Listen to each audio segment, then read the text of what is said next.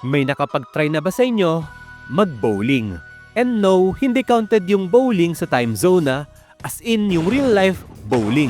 Ewan ko pero sigurado ako na hindi lang ako yung iniisip noon na ang dali-dali lang mag-bowling. Tipong ihahagis lang naman yung bola then boom! Strike na agad. Pero everything changed nung nakalaro ako ng totoong bowling. Mina, what's up?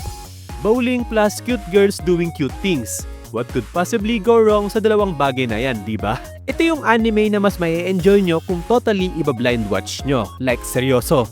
Ganun yung ginawa ko and by the end of episode 1, sobrang tindi ng desire ko na panoorin agad yung susunod na episode. Kasi, there's no way na ganito matapos tong episode 1. Anyway, ito ang anime na Turkey Time to Strike. Part ng seasonal lineup ng Summer 2025. Sa mga walang may idea kung ano yung Turkey at bakit ito yung title ng anime, well, ang Turkey ay isang bowling term kung saan ito ang tawag kapag nakakatatlong straight strike ka na. As for the story naman, nabanggit ko kanina na nasa kategory to ng cute girls doing cute things. Nakafocus ang kwento nito sa 5 magkakaibigan na sina Mai, Sayuri, Rina, Nanase at Nozomi. Member sila ng bowling club ng school nila. One time, habang nasa game sila, natalo ang team nila dahil hindi na-strike ni Mai yung huling tira, instead, nag-iwan to ng tinatawag nilang snake eyes. Which, hindi ko ni-research kung ano man yun and nag-rely na lang ako sa visual ng mga bowling pins. Kasi kung titignan nga naman, mukhang 2 mata. Kaya, kayo na lang din ang mag-research tapos itama nyo na lang ako sa comment section. Dahil sa pagkatalo nilang yan, na bad trip ang junior nilang si Rina. Pakiramdam niya kasi sa kanilang 5 parang siya lang yung gustong manalo.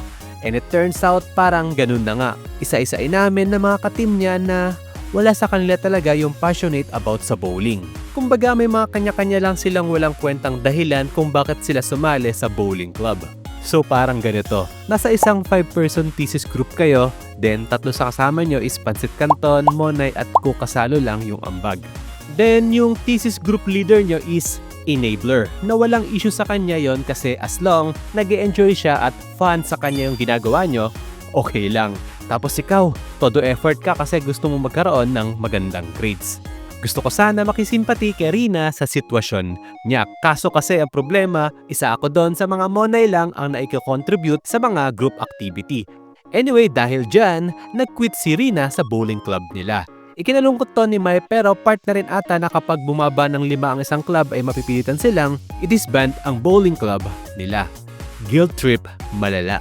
After some relapse ni Mai at pag-preach ng concept niya ng fun, sinubukan niya pabalikin si Rina sa club nila. Dahil cool-headed naman si Rina, pinakinggan niya si Mai at papayag lang daw siya bumalik sa isang kondisyon. At yon ay kung matalo ni Mai si Rina sa isang bowling game.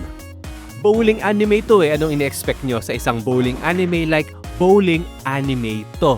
Cute girls doing bowling things. As in, bowling. B-O-W-L-I-N-G. Bowling. Tungkol sa bola. Teka.